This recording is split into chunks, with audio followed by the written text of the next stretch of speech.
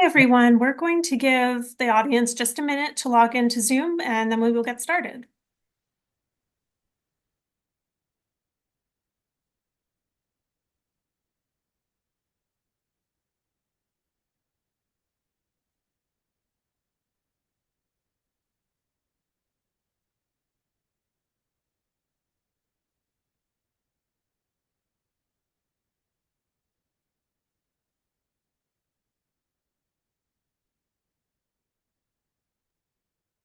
Okay, great. So good morning, good afternoon, or good evening to you, wherever you're watching us from. Thank you so much for joining the Stimson Center today for a webinar on what remains of the Myanmar economy after the coup. I'm Pam Kennedy, a research analyst with Stimson's East Asia program, and I'm standing in today for our co-director, Yoon Soon, who couldn't make it today. So it's my pleasure to be speaking with Vicky Bowman, the director of the Myanmar Centre for Responsible Business. Vicky has been the director of MCRB since 2013 and until recently was based in Myanmar. And before that, of course, she had a long career as a diplomat in Myanmar, including as the UK ambassador from 2002 to 2006. So today we will be discussing the state of the economy in Myanmar, which has had significant challenges since the coup in 2021, from the effect of conflict on daily economic activity to inflation to continued disruptions of trade. Vicky, thank you so much for joining us to share your insights and perspectives on the Myanmar economy. As a quick housekeeping note, if the audience would like to ask a question, please send in your question through the Zoom Q&A function, and we will get to some of those in the latter half of the session. So, go ahead, Vicky. Well, maybe what I'll do is I'll start off just by saying a little bit about Myanmar Centre for Responsible Business, because sadly, we've come in some ways to the end of the road. So this month is when our funding, which has been going for around 10 years, finally comes to an end. I'll just show you some of the things that we achieved during the 10 years that we were operating. So we did a lot of work on sectors at the beginning and basically putting the UN guiding principles on business and human rights into practice on the ground. And that involved work around the regulatory and policy framework for oil and gas, mining, ICT, tourism, private security as well, we did later. And that was something that we were doing at the time very much to try to build a better regulatory and investment framework, and one which would protect human rights. And we're leaving all of this stuff up on our website because we do think that, it's potentially useful for the future, including when, perhaps we will have work towards a federal framework for some of these issues, particularly in the extractive sector. And then we also did a lot of work on cross-sectoral issues, particularly related to discrimination, disability, LGBT. We worked on the nexus between biodiversity, business, and human rights. All of this was trying to bring in international standards into Myanmar and then contextualize them and bring in local viewpoints, help local companies and international companies, but particularly also help the government to deal with these issues, including through amendments to the regulatory framework. And we did a lot of work on transparency as well, and on corporate governance. So our hope is that some of this work will be continued by remaining institutes on the ground. Myanmar Institute of Directors, which I was involved in setting up, that still continues to function. And there are other organizations as well, including some of them I can see on the call. So we hope that this is going to be useful for the future. And it's not that I'm giving up, but simply that we don't have any kind of active program as of next month. But I'm also hoping to share some of what we were doing in Myanmar with other countries, including, for example, at the UN's Business and Human Rights Forum in Bangkok next week, because I think a lot of what we did here is replicable in other countries, whether it's Cambodia, whether it's Mozambique, or other countries, particularly ones that are usually called challenging contexts. So that's why we're leaving the website up.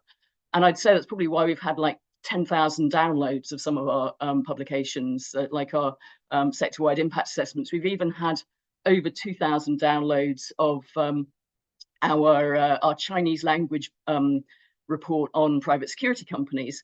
And I'm not sure whether I was pleased or annoyed to see that somebody has stolen our intellectual property for our guide on respecting Myanmar culture in the workplace and translated it all into Russian to add to what we already had, which was Chinese and Japanese and English and Burmese. And that's being put out through a Telegram channel at the moment, which is catering, I guess, to that huge wave of Russian investment and tourism that's coming in.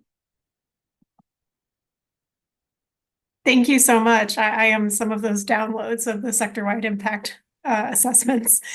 So what are you trying to achieve by staying engaged on these economic and business issues in Myanmar?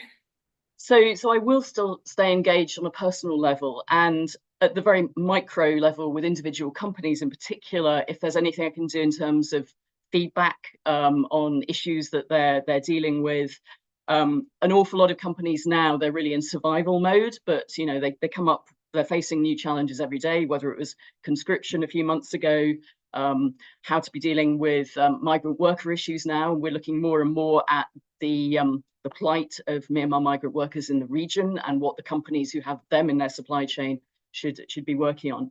So there's those kind of company focused activities. And that includes also then if there are groups in the country, either groups working on labour rights or disability or others who want to be connected to companies, I will still be doing that. And some of my former colleagues who have those networks will still be trying to deploy them so that can help civil society groups. I also think that there's a role for me with my experience, both previously in the diplomatic service, but also in the last 10 years in business, to be giving advice to governments. And I find, and I can see some of them on the call today, a lot of people tapping into that experience because we are going back a bit to the way things were 20 years ago in terms of things like the risk right now of an ILO Article 33 resolution, and the constant sort of pressure for can we find the perfect sanction, the perfect magic bullet that will make everything right. And in my advice now, it's very much influenced by my experience of working on business and human rights and the concept of do no harm. Because sometimes I think that the things which are done with goodwill and good intentions actually do harm, because they tend to undermine the formal economy. They undermine the things that we've been working on for 10 years around regulation, around the integration of Myanmar into the international system.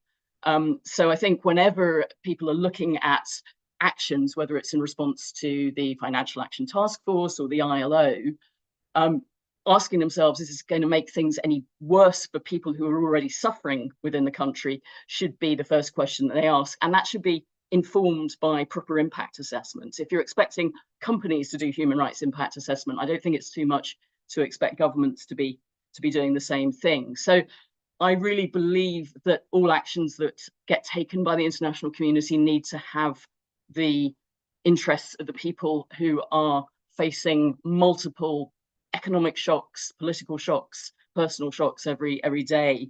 And sometimes when I see people still, I mean, it's luckily, fortunately, it's a much smaller minority than it used to be, but people who just seem to want to create kind of raised earth, as in RAZED, raised earth within the Myanmar economy, so there's nothing left, and encouraging all companies to leave. And when you question them, why is that going to help? You know, isn't that going to actually hurt the workers? And they say, well, you know, they've got to suffer pain as well. Well, they already are suffering pain. So adding to that pain, I really don't think is something that the international community should be looking to do. And then the second point around this is that if we get to a point where we have a non-military government, where we're making a transition, then they are going to have a huge task on their plate to try to reconstruct an economy. And that task will be even bigger if the economy is more in ruins. And I have quite major fears about the ability of anybody to pick up the pieces of the Myanmar economy. But I think smashing them into even smaller pieces than they already have been smashed by the military's own efforts on that regard, I don't think that's doing any favours for a future democratic government. And we need to recognise that this is not going to be like it was in 2012. The idea that there will be a mass of foreign aid coming in, that's not going to happen. The idea that there's going to be lots and lots of investment looking to move in there, particularly investment from OECD, from developing countries, that's not going to happen. But I don't even believe it's going to happen from other places, because risk appetites will be very different. And the sort of the goodwill that some talk of, I just don't think that exists anymore in a world which has so many other challenges to deal with. So hence, my main objective is really to try and keep as much of the formal and the kind of the legal informal economy, because much of about 50% of the Myanmar economy is informal, not taxed, not regulated. Try and keep that going, because it's needed for the people who are in there now, but it will be needed for the future too. When you say the importance of doing no harm, what sectors are you looking at in particular in the economy where harm most especially needs to be avoided? What sort of condition are they in? So I think particularly we should be looking at the sectors which are major employers right now. Obviously, in terms of revenue earners for Myanmar over the years, oil and gas has been a massive, I think 50% of foreign exchange earnings used to come from oil and gas. And that's been sort of well documented, particularly the prognosis for that and the declining reserves. And the picture is very bleak on that. But I more right now am focused on things like the garment sector. I'll just show you what the garment sector currently looks like in terms of the what we're seeing around markets at the moment. Starting first of all, more generally, with the fact that whenever you see the purchasing manufacturing index, which comes out at the first of every month, what that's normally doing is largely reflecting sentiment within the garment sector, because it's such a major part of manufacturing. And it's a pretty bleak picture. You can see that it was, if it's above 50, that's a sort of sense of optimism, even if it's only mild optimism. And ever since COVID, it's been pretty much below 50 all along. But just recently, it really fell off a cliff. And whereas normally you would see in July, August, it would still be quite positive, because Myanmar is particularly known for making coats, sort of quilted padded jackets. So usually people are busy in July, August doing that. But it fell off a cliff, and a lot of it has been driven by the impact of conscription in particular. We're seeing more and more that people are leaving the country. But then the other factor, which is really playing a role in this, is low wages.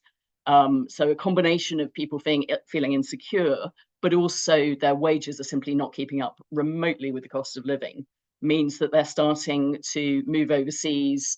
Well, not overseas, over borders more specifically, to Thailand, obviously, but also to China, to Laos, to Cambodia. And when we see them going there, it's not that they're going for a huge amount more money. I mean, maybe they will be having a take-home pay of sort of 450,000 kyat when they're in Myanmar.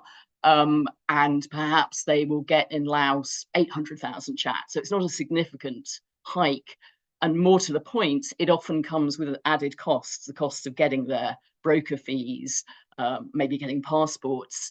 And they're moving into countries in which they are second-class citizens. They are often countries which actually they have worse freedom of association rules, laws and framework than Myanmar itself does. So there are plenty of stories that we're seeing now of workers not being paid, but when they protest, they're being deported. Workers trying to organize, for example, that was in a Chinese industrial zone a couple of months ago, and then again being deported and told we don't have any of that kind of stuff around here.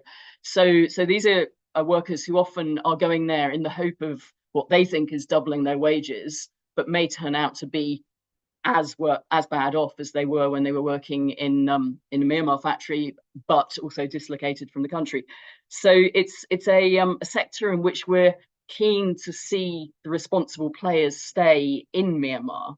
And looking at this, which is based on some of the export figures that are available online, particularly from Comtrade, what you can see in the sector is that obviously it was in a trajectory upwards, probably even more steeply upwards in 2019. There were big expansion plans. There were lots of factories which were moving in and were still being built at a time when COVID hit and therefore had to be put on hold.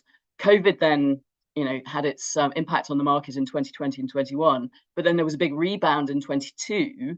However, because of the deteriorating security situation, economic situation, and to some extent the global market for garments, but particularly those 2 points, you've really seen a decline in 2023, and we've projected this through to 2024. I mean, it is very much guesswork, but it is a downward trajectory. So it's quite difficult right now even to say how many people are working in this sector. We were talking maybe of 700,000 in the good times back in 2019. Maybe we're talking 400,000 now, but it's a very, very mobile market. It's one where there's huge turnover. Previously, labour turnover in a good factory where people didn't necessarily leave because the conditions weren't bad, that would have been 4% per month. Now it's twice that, even in the good factories. And in the bad ones, where they're not properly paid, where they're not properly managed, you're looking at turnover which can be having gone up from maybe 8% to 16%. So again, doubled. And so that makes it very difficult for the factory owners to predict and to keep skilled people. Obviously, they could threaten them with money, pay them more. That will keep them in play. And that's a whole wider question around how to address the fact that neither the minimum wage nor wages more widely in the sector have gone up. But it's also particularly concerning when you see the long established relationships with the good companies or the better companies, because I don't think anybody in the sector is particularly good, frankly, but where you see those relationships which have given stability to those factories, it's those companies who are coming under pressure to leave. And so what you're left behind with is a bunch of buyers who are largely just chasing low prices. And those are the kind of buyers who create conditions which are really difficult to then within the factory maintain a stable workforce where unions can form, where people can get good skills. So you're going sort of down the value chain in terms of the quality and the added value of what's being made, but you're also going down or you're reducing the quality of the working conditions because of all of that uncertainty. So that's really sad to see, and that's really why I've been working both with labour rights groups in the country, with the European Chamber, and also with the European Union's Made in Myanmar programme to try to work with both the brands who are buying, the supplier factories, and also the workers' representatives within the country to sort of keep the sector alive and not have it completely degraded. So that's the garment sector. And what are the alternatives if you're losing your job in the garment sector, apart from migrating to not necessarily better conditions? Perhaps agriculture, but I'll move on to that in a minute, because that was something which, although it was looking rosy last year, that's not the case so much anymore. And then you're looking at sex work, and you're seeing an explosion of very low-end sex workers out on the street in Myanmar, on the Bund opposite, Sedona Hotel, round Kandorji Park. And these are women who are new to sex work, have come from the garment sector, and are turning tricks for $1 or less out on the street. And that's something which obviously is not only, immediately degrading for them, but it's also putting them at risk of violence, and it's putting them at risk of HIV, syphilis. And these were things I used to work on back when I was ambassador 20 years ago, and we had a sort of major program to bring in HIV prevention. And we're seeing all of these patterns restart, unfortunately, because of the disruption to the economy. So it's a pretty bleak picture for the garment sector, but at least there are still jobs there. If you turn to another major employer for Myanmar, which is agriculture, last year that was looking not too bad. And you still had anybody really who had their own land and had some access to credit, which was a challenge, was able to to grow beans and pulses, rice, chili, onions, and so on, exporting it traditionally to China, also to Thailand, the corn trade, maize trade in particular to Thailand. But agriculture is super dependent on not just credit, but also logistics. And so this year round, and in particular with the closures of the Chinese border almost completely, and now on top of that, with the floods from Typhoon Yati and the disruption that that's going to have, which we barely even have seen yet, but we've seen a few pictures of, road bridges washed away, railways and so on undermined. And then obviously, the weather itself has had an impact on the crops, which again, we barely know. All of that's meant that the agriculture sector is really not looking positive, with the possible exception of the centre of the country and particularly around beans and pulses. Again, I feel it's kind of deja vu all over again for me. When I was ambassador, my economic team in the embassy always used to talk, oh, Siama, beans and pulses, very good. And one of the reasons that it was always a good sector was, A, there was demand. There's a lot of demand for black gram, for green gram from Myanmar, but also it was one where the military didn't intervene. They didn't set reference prices in the way that they do for rice. And so the market wasn't being distorted. It was basically a matter of, if you could grow it, if you could ship it, and this obviously travels out by ship in containers, then it was earning money. So apart from beans and pulses now, most of the other crops which were being grown for the Chinese market, like garlic and chilies, the market for them is looking very poor. Anything that requires investment now, it's sort of, high costs up front, more fertilizer, pesticides, and so on. Farmers are not investing in that because they have no visibility about when these borders will open. So, the famous musk melons and so on that were going off to China, that's what's being hit. And then on top of that, you have much more expensive fertilizer, because the fertilizer that was coming in across the border from China, again, that's not now coming in. And fertilizer is one of those bulk commodities which it's expensive to shift, to move. So if it's going to be being brought in by sea, then the farmers in Upper Burma are suffering from higher prices of fertilizer, because the stuff that they were getting locally from China is no longer available, and they're having to pay more to bring it from down south. So agriculture is not looking positive in the way that it was even 9 months ago, largely driven by these border closures. But now on top of that, the weather events, not just the recent typhoon, but I think also some of the other things which have been reported on in the media, like the droughts and so on. So that's a kind of bleak picture too. In fact, I don't have any really cheerful pictures, and I apologize for stealing the intellectual property of the person who did that amazing graphic, but I think it really sums it up. There's a sector which is sort of buoyant. It always is in Myanmar, because it's where people put their chat, and that's real estate. So that's something where you are seeing prices significantly going up, at least in urban areas. Urban areas are always favoured by buyers because the land titling is much more secure. And also, in the current situation, people are fleeing there from areas of conflict. So you're seeing particularly people moving to Yangon, to some extent to Mandalay. I was looking at sort of prices. Both there was something reported, I think, in Nikkei today about prices of apartments and of condos. I think had sort of gone up 40% in the last 3 or 4 months, and that's certainly something we're seeing in different sort of levels of the market. So real estate is a place where, particularly if you've got assets, you can easily liquidate them, sell them, rent them out. But obviously that's favouring, by and large, the wealthier people, not the people at the bottom of the pyramid.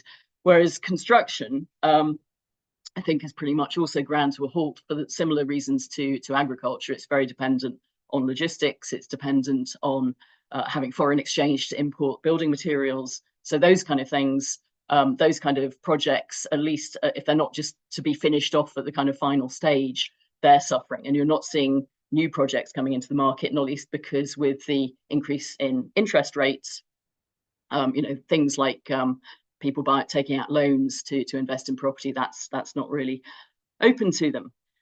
So yes, houses are froth, or rather, real estate is frothy. The other sector I want to highlight is telecoms, because that was one of the good news stories from the 2013-14 period, which really contributed to the boom. And there you've got maybe still your 4 operators in the mobile telephony basis, but sector, but all of them are, I think, suffering financially, because for all of them, they're making their revenue in chat, but their costs are generally in dollars. They're suffering depressed revenues anyway because of internet shutdowns. So a lot of these are internet shutdowns which are being imposed by the military governments. So in Sitwe, in Michina, when you've got conflict in the area, but also in some of the rural areas in Chin, in Sagaing region. And in some cases, those rural areas also have lost coverage simply because of accessibility, because of conflict, or for other reasons. And that means that the generators that service the towers are not able to be serviced. So it's fine if you're in Yangon or Mandalay, you've got coverage. Right now with the flooding, that's also impacted on some other areas. I mean, Kalor, which is where my husband Tain Lin is, he's been offline now for a week, and floods definitely have got the ability to have disrupted both the underground cables that tend to run along beside the roads, but also, potentially disrupting sort of towers and poles and so on which cables are also being hung. So the internet physical infrastructure is problematic. The companies are not flush with cash. They are at least offering free services for flood victims. And I think that underlines how important it is that people stay connected, and that it's good that we have 4 operators still in the market, still hanging on in there.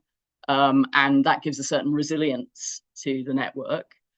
But then across all of that, you have the additional activities that the military is doing in addition to straightforward shutdowns, which is putting on various blocks around VPNs, around filtering. I mean, what I see reported of what is looking like happening in Myanmar looks very like what's currently happening in Pakistan.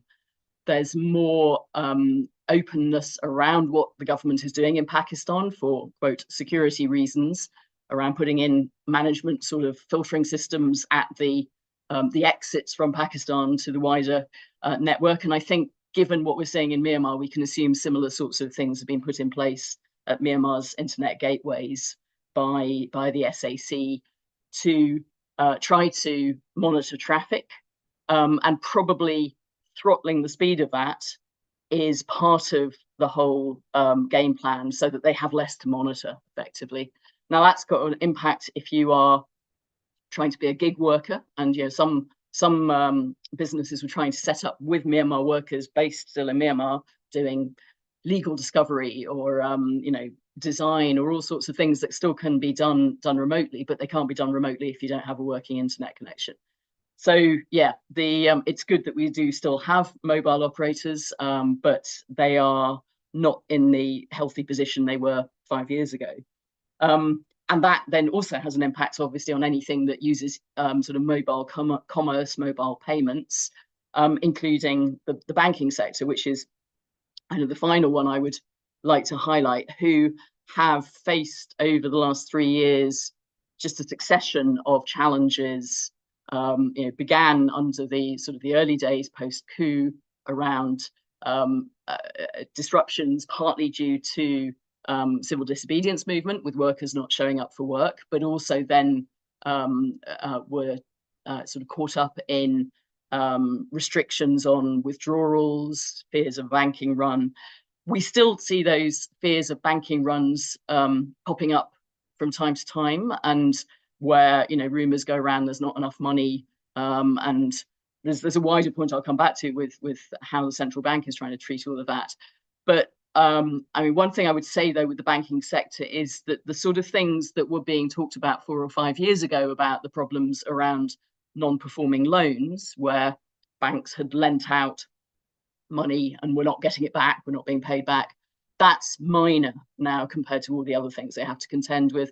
Minor partly because many of the banks have actually been sort of scrutinizing their loan portfolio, chasing down defaulting borrowers, prosecuting them in some cases, getting payments back, not least because those borrowers can sell off, bits of property they've got because the property market is buoyant. So they've been paying back those loans, and also the value of those loans itself has gone down because of devaluation. So NPLs is not a problem now in the way that it was 5 or 6 years ago, and around the start of COVID. But we still definitely see a banking sector which is very asymmetric. You have the one dominant player of KBZ Bank, and then a few medium-sized players, and you have a number of small players who frankly are struggling and should never have been given licenses, probably in the first place for many of them, because things like Myanmar Tourism Bank, sort of what was known as policy banks, who were focused supposedly on one sector. So there's a definitely still dysfunctionality in the banking sector. There's a lack of transparency still. A number of these banks have still not met the regulatory requirements for annual reporting, which they should have been doing for the last 3 or 4 years. And in some cases, I think they fear that their first report, everyone will pore all over it, and that will also sort of create nervousness, just because people don't necessarily have the financial literacy to understand it. But I do think now that we do need to see all of those private banks meeting their regulatory requirements. I understand that I'm saying something very similar to what Alan Lindway was saying to them the other day when he called them all in to Naypyidaw, but I suspect he had other messages which are not the same as what I would say. So the banking sector, for me, it's slightly miraculous that it is still functioning, but it's facing challenges every day, including from both foreign exchange restrictions and from the central bank.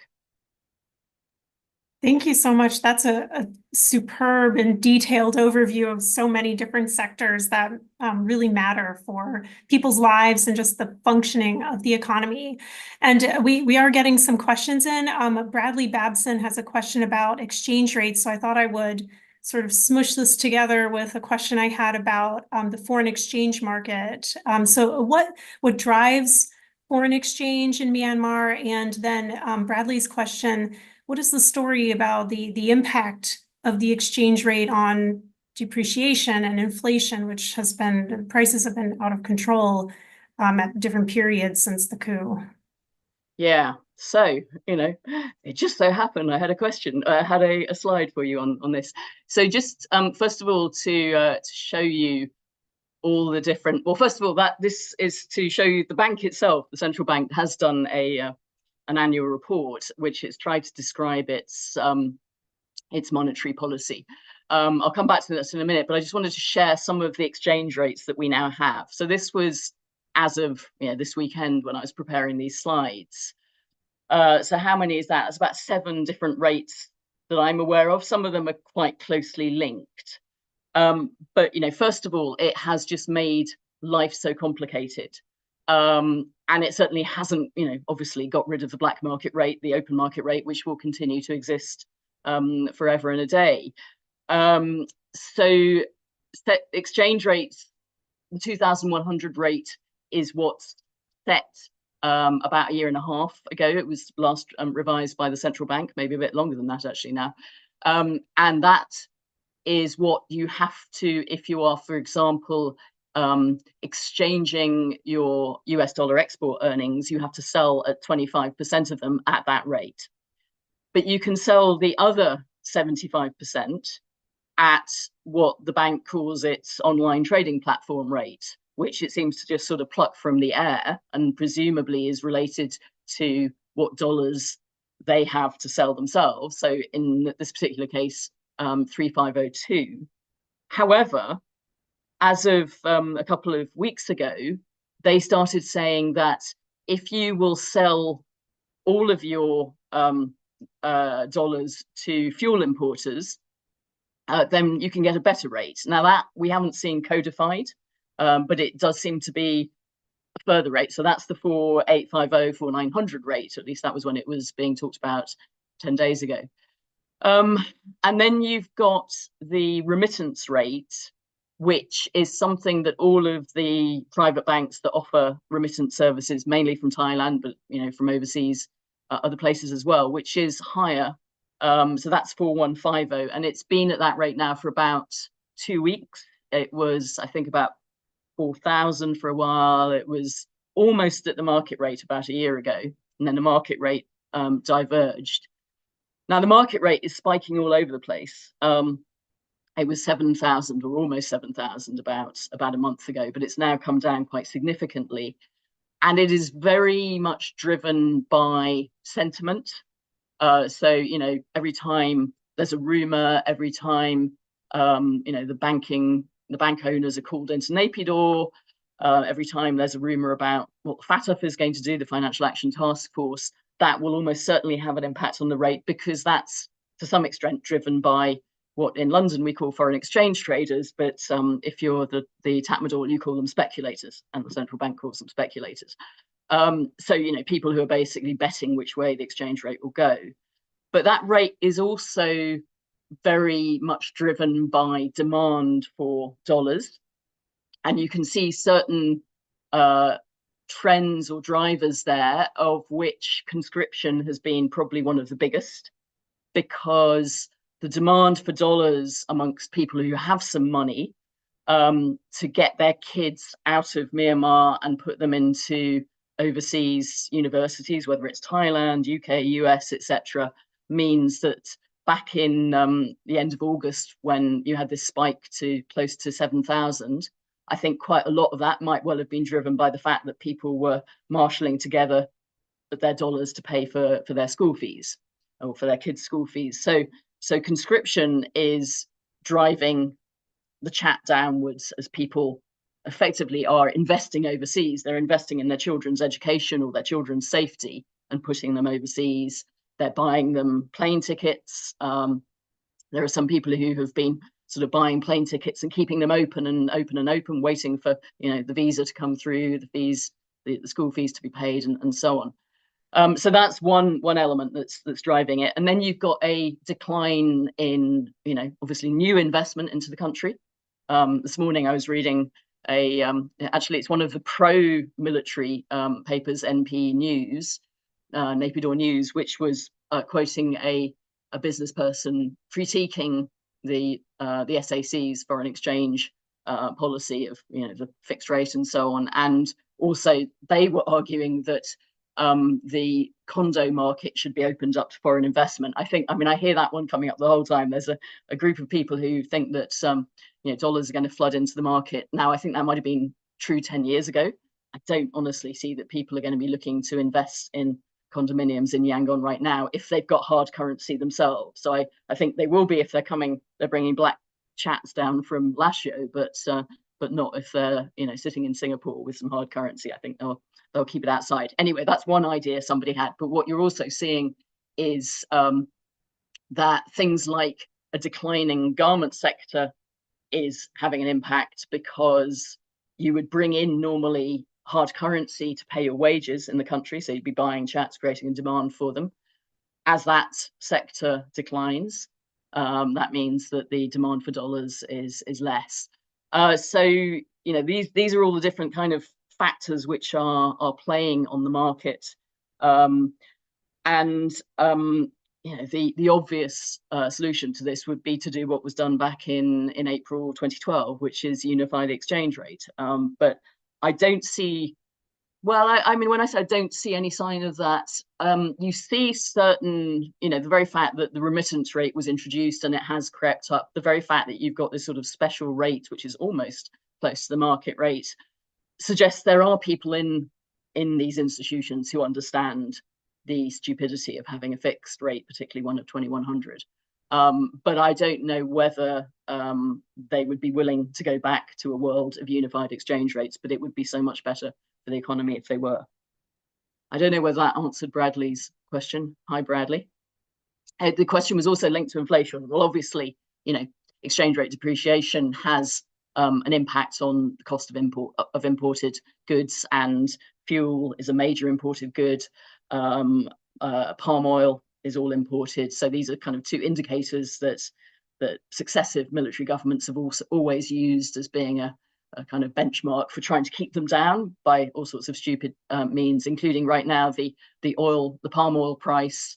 I think the reference rate that they say is something gosh, I can't remember my VISs and prices, but anyway, the outside market rate is 3 times what the SAC is trying to make people sell it for. So that creates obviously shortages and distortions.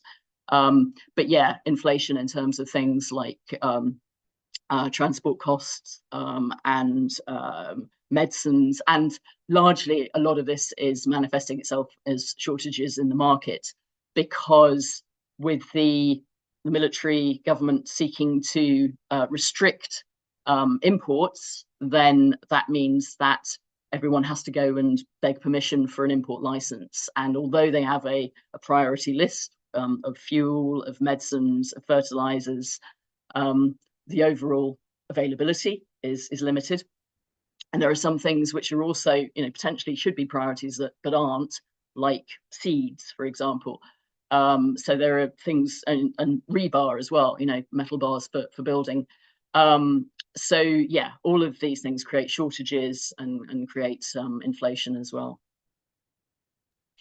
Thank you. And you mentioned that foreign investment has been declining, of course, with such a precarious business environment. And we have a great question, a set of questions from Hunter Marston, friend of the program, on how the economic situation has affected Myanmar's trade and investment flows with other ASEAN countries in particular. And so I wanted to ask Hunter's question here, are ASEAN countries making up a greater portion of the trade and investment today? And in general, since there is so little of this active foreign investment in Myanmar, the international companies that have stayed, why do they decide to stay, do you think? That's partly because I persuade them to, and I'm sure I'm a small part in this. But you know, as I said at the beginning, having these formalized, permitted, you know, established companies leaving is not going to be good for the economy and for the people. It may be a wise decision for those companies to take. In the case of ASEAN countries, we definitely have seen departures from Thai companies. There was a piece in the Bangkok Post about 2 weeks ago about the departure, or at least the shuttering of Siam Cement's 2 factories, one of which I think has fallen into hands of a resistance group. I'm not sure which one. I think possibly the KNU or the MON. But also there were other Thai companies mentioned in that who had also given up. Mytel, or rather Viettel, one of the things I do for kicks is try and read financial statements in Vietnamese using Google Translate. And the most recent one I read a couple of weeks ago certainly had Viettel bigging up their continued presence and claiming to have the largest market share, which if that were true, they would have taken that off MPT. I'm not sure whether it's actually true, because Mytel has long had a habit of trying to just basically sell SIM cards very cheap and with free data, and so people buy them but then kind of chuck them away. That said, I think Mytel is benefiting from a network which is more extensive than some of the other operators. So in some places, people are only able to use Mytel. So I think the boycotts of Mytel are outweighed by people using whatever they can get access to in terms of a connection. I don't think people are particularly taking, inside the country, are particularly taking a political approach to their choice of SIM card. And that's something that's been very visible during the floods in Kalor, for example, where Atom is working in Yaon Shui, MPT is working in Kalor, and the other ones aren't. So, you know, so having a portfolio of cards, I think, is what people do nowadays. So I think, you know, Hunter, in answer to your question, everything is down. Certainly other people are not stepping into the gap that where you've had people who are leaving because their investments are non-profitable. There will be a few things where, I mean, for example, were any of the brewery companies to leave, they are licensed, and likewise Telecom companies, there's always going to be somebody who will step in to pick up a scarce commodity, a brewery's license, a telecom's license. You know, not least in the kind of hope of sitting on it until things get better. But generally, where you've got sort of pure investment that's not licensed and permitted, if it's making a loss, people are shutting up shop and there's no buyer stepping in, and the market will either, replace it by other brands taking a slightly smaller market share, or that market just won't exist. It will have disappeared, which is one reason why they're leaving. Thank you. And in terms of an international perspective on businesses that want to continue to function in Myanmar, what are the international regulatory issues that they need to consider? And I also wanted to combine that with a question from Lex Refill about the Union of Myanmar Federation of Chambers of Commerce and Industry, UMFCCI. What are they doing recently, since their role is really to bridge between business and government, and obviously the government right now is still the military government. Sorry, Pam, just say to me the first question. Yes, the first question: what are the international regulatory issues that businesses in Myanmar should be taking into account right now? And secondly, is the Union of Myanmar Federation of Chambers of Commerce and Industry doing anything? Yeah. Okay. Well, I'll take the first question first.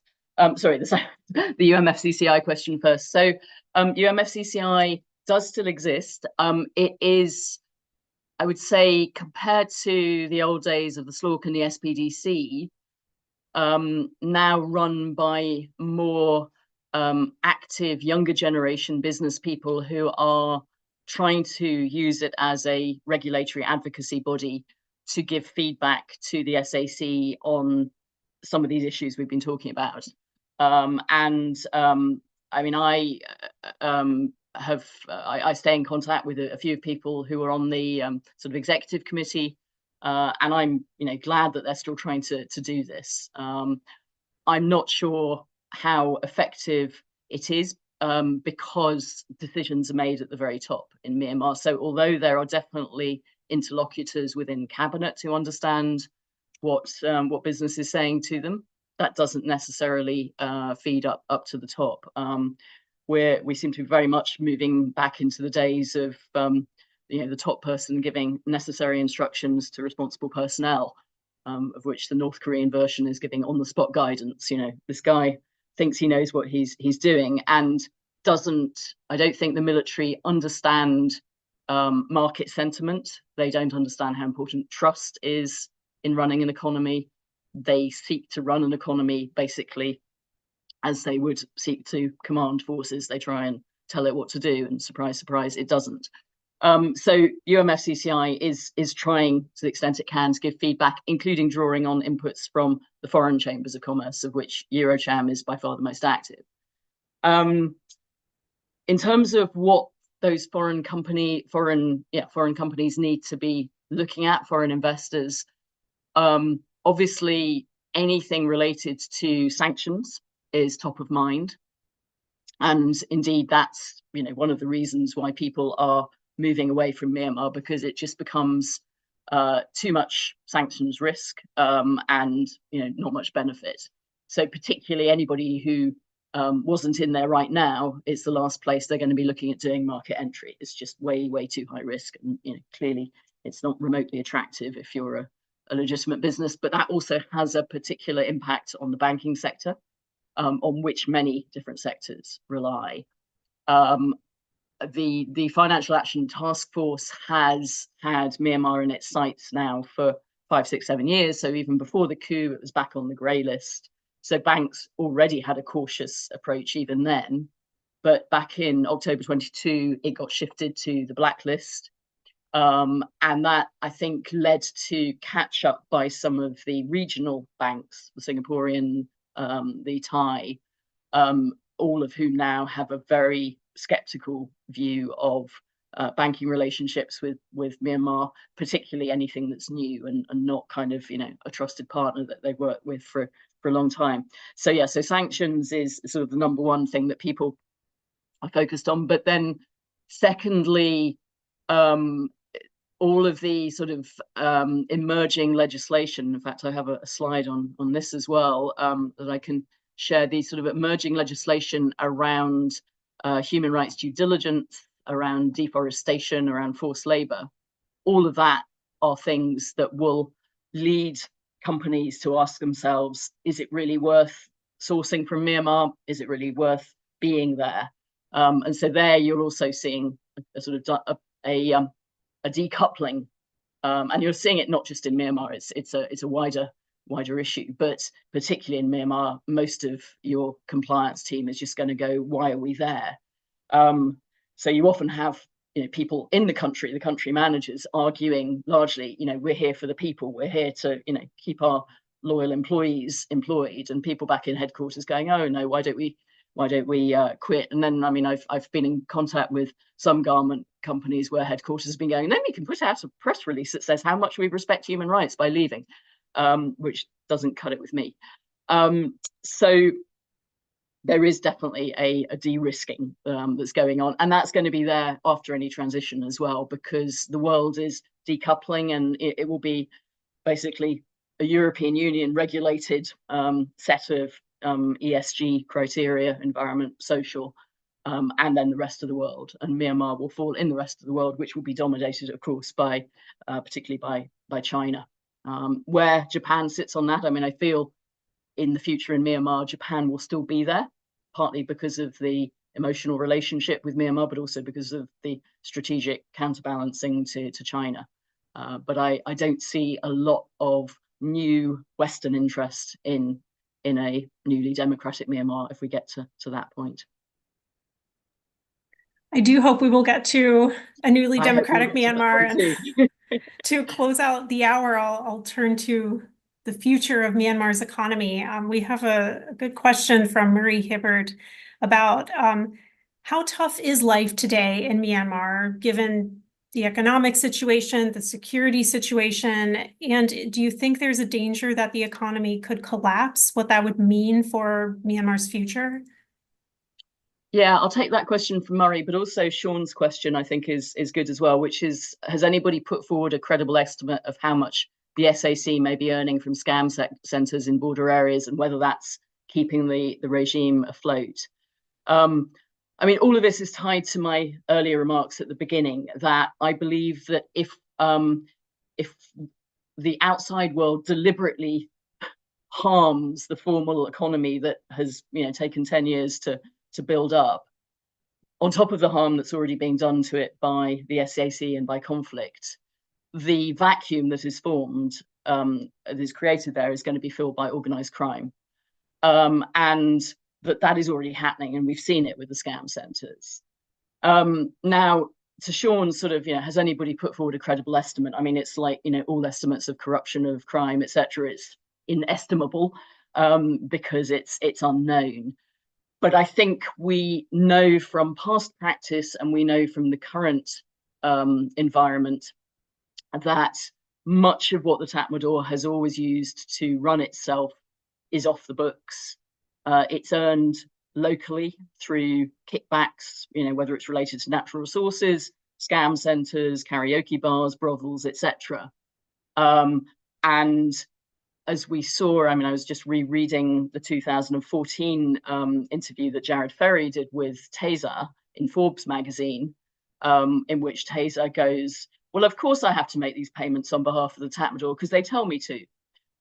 So that's why, again, I want to reiterate that sanctioning and making normal transactions, whether it be in, of aviation fuel or anything else, those will hit the people who are using the banking system, but they will not hit the people who are either doing a, I'll scratch your back, you scratch mine system, as was, previously done. You get 100 car import licenses, and now you pay this bill for us in North Korea.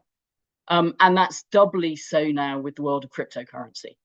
And there are definitely, as we've seen from some of the reporting of the scam centres, crypto is alive and well in those bits of the economy which are functioning around the border areas.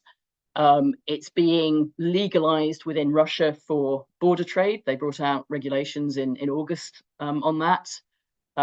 You've got OnePay, which is the AGD Bank wallet, looking to try to get into crypto. You know, you don't need to be Einstein to sort of work out what this means in terms of the ability to evade sanctions if you are, you know, prioritizing putting fuel in your jets, compared to the ability of legitimate trade, including within civil aviation, to deal with sanctions on aviation fuel, which will bring the civil aviation sector to a halt. And in a world in which roads are increasingly impassable, whether it's by flood damage or because of conflict, it is important to keep airlines running. And, you know, airlines from Myitkyina down to Yangon bring people who are coming for healthcare, who are leaving to take up jobs, who are leaving to study overseas, who are reuniting with families, whatever that might be. So, you know, again, it comes back to my point at the beginning, that it's really important to avoid doing harm when looking at all of this, and to try and get as much information as one can. So Sean, if you want to put forward a credible estimate or do some work on that, I think it would be much welcome. But do actually get inside the country and talk to people who understand better how the economy works. And I'm talking Sean Crispin there. Thank you. And as a last question, what are your hopes for the Myanmar economy in the future? What should the future hold? And if I could have 3 wishes, what yes, sure.